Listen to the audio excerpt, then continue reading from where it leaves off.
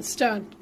Madam Deputy Chairman, I have heard with rare attention a debate on a grave issue of national concern. I do not think there could have been a subject more serious, graver, and more vital for the health of our democracy and for the health of our nation than this subject of price rise is, and therefore I hope that this debate would be a non-partisan debate. But I am disappointed and I do not want to apportion blame.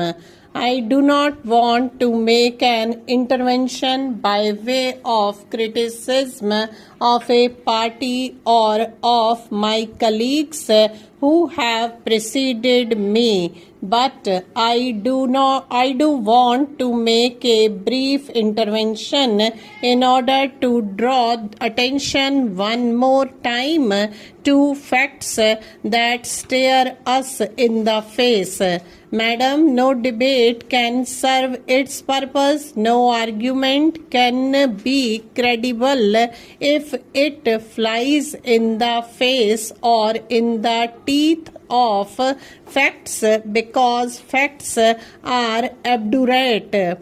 They just refuse to go away. Even if we choose to look away, they will come back to haunt us, and that is why my esteemed friend and some of our friends across the benches did repeatedly go to the facts.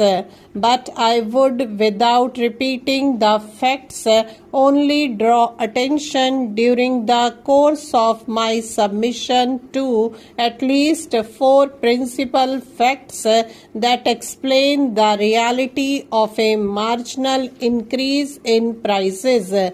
I will not run away from that reality. From around 4% in April, the inflation stands at 7%, and I cannot doubt that somewhere it will impact the ordinary man. But I do make bold to state that this government can certainly not be faulted either in its exertion or in its intent.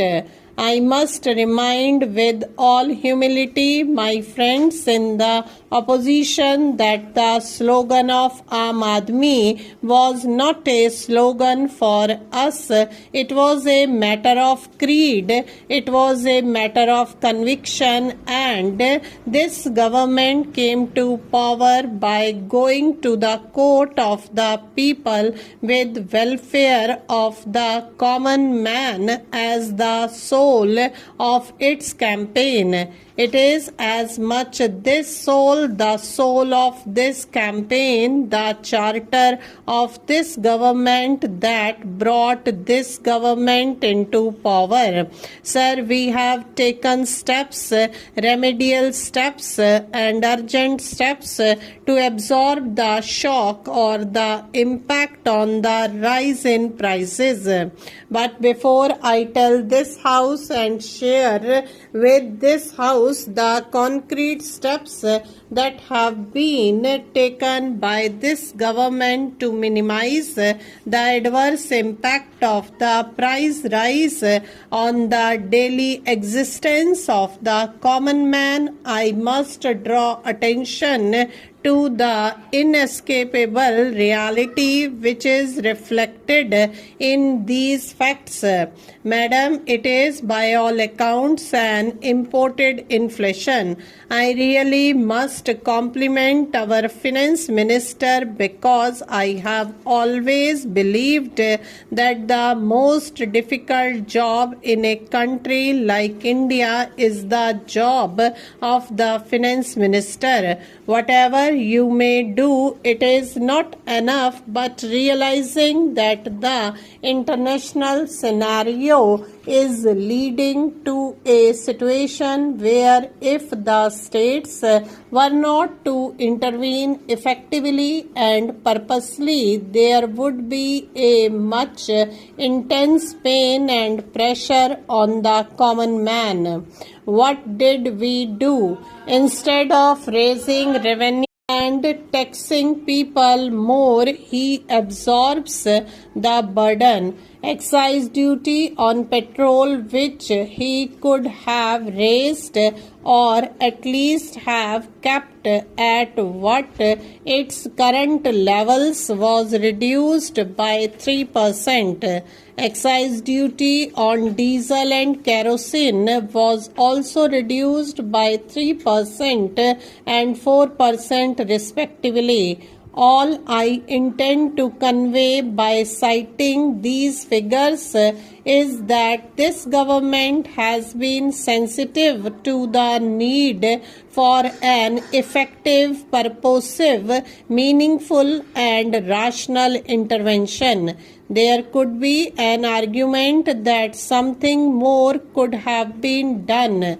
But then, madam, there is also a question of harmonizing activities, of harmonizing the competing imperatives.